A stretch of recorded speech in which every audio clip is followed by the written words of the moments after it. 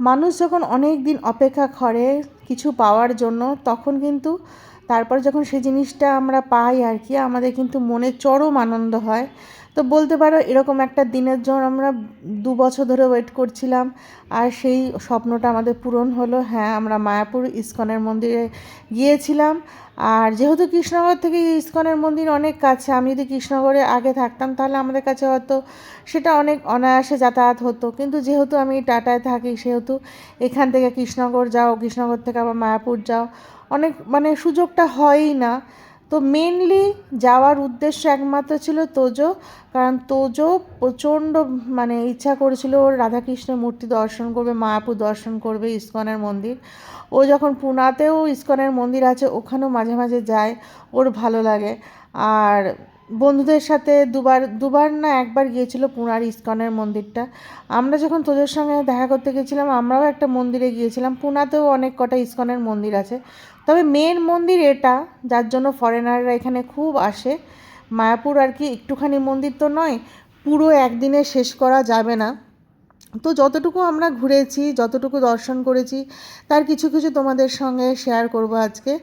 যদিও এতটুকু দেখে তোমার ভালো লাগে, ভিডিওটা অনেক সুন্দর হতে যাচ্ছে এবং আমি সত্যি বলছি তোমাদের ভালো লাগবে ভিডিওটা। যদি ভালো লাগে একটা ছোট করে লাইক দিয়ে দিও, আর আমার সঙ্গে থেকো। আর এখানে দেখো টুপি পরে আমরা কেউ কেউ ছাতা নিয়ে এখানে নদী পার হওয়ার জন্য প্রস্তুতি নিচ্ছে আর কি। খুব মজা করছিলাম, আমরা সব গল্প করছিলাম আর বলছিলাম যে হ্যাঁ এখানে তোজো যদি ছাড়ি তো তোজো কুড়িয়া সুইমিং করবে, ওরা সুইমিং জানে, আমি তো সুইমিং জানি না। এখানে বউটা অনেক কষ্ট করে, এত লোকজন দেখে ও ঘোমটা মাথায় দিয়ে বসেছিল। তো আমরা ওই বউটার ছবি তুলিনি, কারণ প্রত্যেকের একটা নিজস্ব মতামত থাকে। খুব ইচ্ছা করছিল যে বউটার ছবি তুলি, কিন্তু না, সেটা উচিত হবে না, গ্রামের মানুষ তো সেটা পছন্দ করবে না ওরা।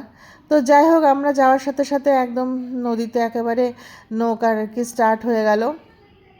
আর নৌকা কিছুটা কচুরিপানা দেখছিলাম, অনেক দিন বাদে কচুরিপানা দেখি জলের মধ্যে আর কি। জলঙ্গি নদীটা পার হচ্ছিলাম, গুড়িয়া ফটো তুলছিল, ওরা ফটো তুলতে ব্যস্ত ছিল আর আমি গল্প করতে ব্যস্ত ছিলাম, তার মাঝে মাঝে একটু ভিডিও করছিলাম তোমাদের জন্য অবশ্যই। আর আজকে সত্যি কথা বলবো যে এত খুশি লাগছিল কি বলবো, এই সানগ্লাসটা গুড়িয়া আমাকে গিফট করেছে, ও কলকাতা থেকে এনেছিল। আর আমরা যখন ঠিক যাওয়ার আগে, এটা তো নদী পার হওয়াটা পরে, আর টোটো থেকে ঘোরাটা আগে, মানে আমরা বাড়ি থেকে টোটো নিয়ে গিয়েছিলাম, কারণ তোজোর ইচ্ছা ছিল গাড়ি নিয়ে যাব না, টোটোতে যাব, তাহলে নদীটা পার হতে পারবো। তো এই যেহেতু নৌকা চড়তে পারবো সেহেতু গাড়ি নিয়ে যাওয়া যাবে না, সেই জন্যই আমরা টোটোতে গিয়েছিলাম।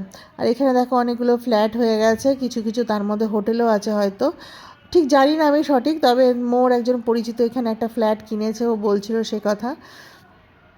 আমরা কিন্তু বেশ রোদের মধ্যে যাচ্ছিলাম। আর এখানে মানে মন্দিরের সামনেটা আর কি, এখানে কুপন কাটতে হয়।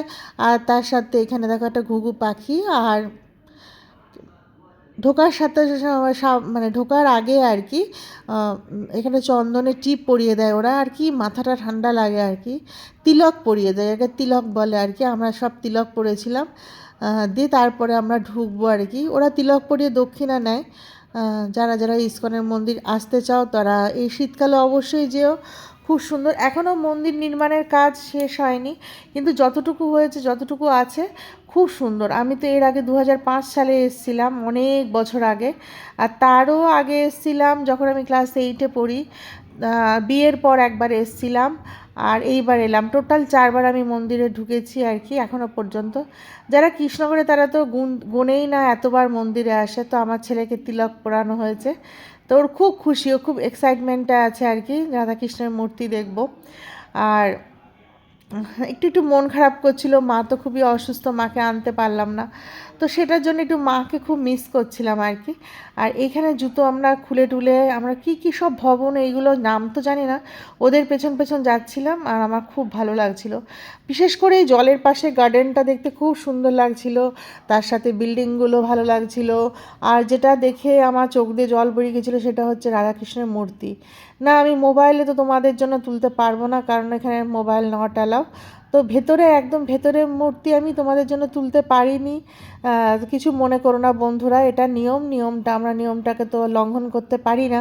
তো সেই জন্যই আমরা বাইরে থেকে মন্দিরটা একটুখানি দেখালাম, আর ভেতরে রাধাকৃষ্ণের যে মূর্তি, সে মূর্তির সামনে গিয়ে আমরা প্রদীপ নিয়ে আরতি করেছি, ফলের একটা কুপন কেটেছি, একটু প্রসাদও পেয়েছিলাম। আর মানে সবাই প্রদীপ দেখাচ্ছিল।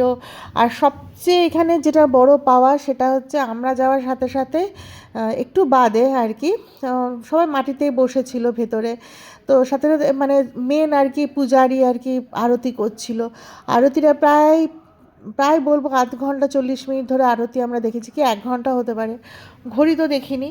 কিন্তু আরতিটা এত ভালো করছিল ওরা, গান গেয়ে গেয়ে তারপরে কীর্তনের সাথে আর কি। তো মনটা খুশি হয়ে যাচ্ছিল। এখানে অনেক শপ আছে যেখানে এসি আছে।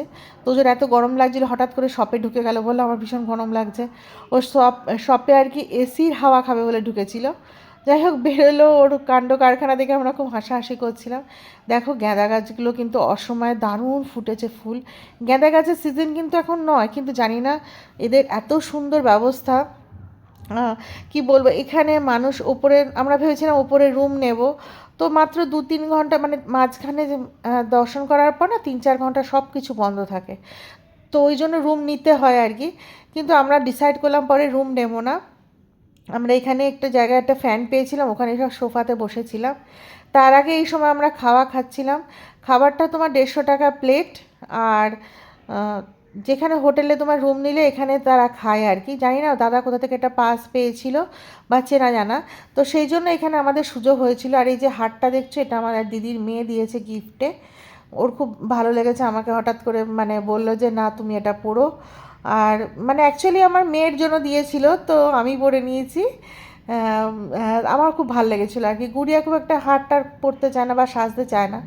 তো এখানে থালিতে অনেক কিছু দিয়েছিল, 150 টাকা প্লেট হলে কী হবে, এত সুন্দর টেস্ট কি বলবো, ভাত, রুটি, পায়েস, কালো জাম, জলপাইয়ের চাটনি, পাঁপড় ভাজা, ছোলা আলুর তরকারি, কাঁকরোলের তরকারি, আলু ফুলকপি তরকারি, বেগুনি, ডাল, মুগের ডাল।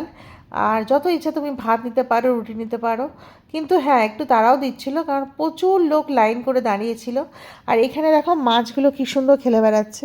এখানে মাছ তো যেহেতু ওঠানো হয় না, এটা মানে জাস্ট সৌন্দর্যের জন্য। আর এখানটা খুব ঠান্ডা ঠান্ডা হাওয়া দিচ্ছিল। এখানে একটা বাচ্চাকেও দেখছিলাম ঘুরে বেড়াচ্ছিল, এই যে আমি বসে আছি আমার ভিডিও তুলছে। আর এই যে চুড়িদারটা দেখছো, এটা হচ্ছে মোর চুড়িদার আর কি। আমি ভেবেছিলাম শাড়ি পরবো, কারণ জামশেদপুরে শাড়ি পরা হয় না।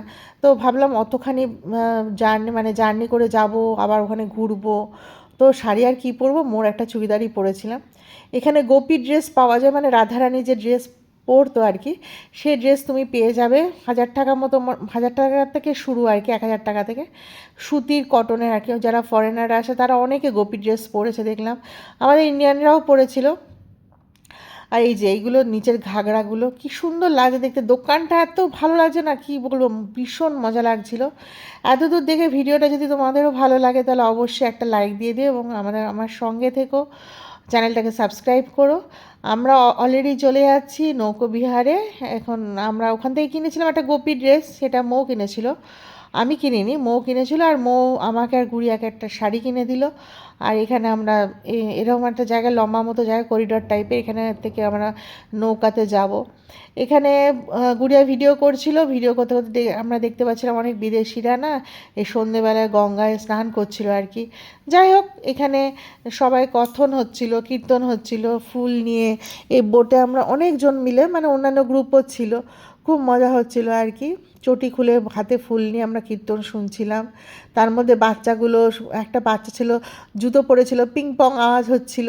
ওই জুতোগুলো এত সুইট লাগে না কি বলবো, কীর্তনের মধ্যেও শুধু লাফাতে চাইছে, আওয়াজ করতে চাইছে। তো যাই হোক এটা হচ্ছে গঙ্গা, একেবারে গঙ্গা, মানে এপার ওপার দেখা যায় না। এখন এই শীতকালের দিকে এখন এত জল, বর্ষাকালে তো আরও অনেক জল হয়েছিল। তো যাই হোক মানে দেখছিলাম। গোবিন্দ জয় জয় গোপাল জয় জয়,